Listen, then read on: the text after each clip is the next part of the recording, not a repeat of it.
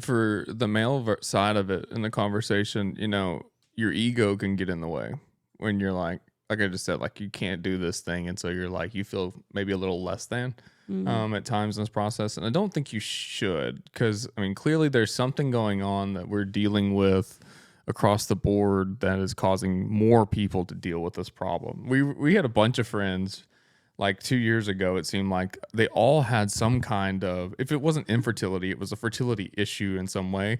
And then they had like issues with their pregnancy and issues at the birth. Like it wasn't like one, it was like a bunch. But I think I think that you're right that it is, something that's becoming more widespread.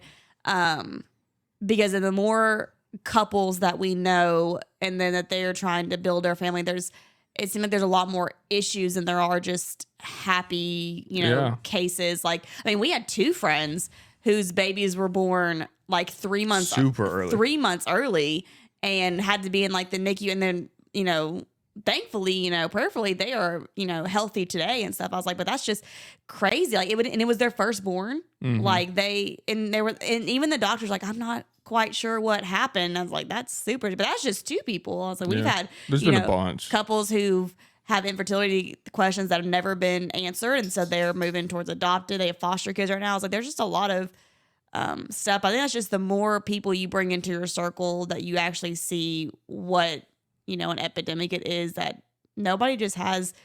I think it's rare to just have 0 complications.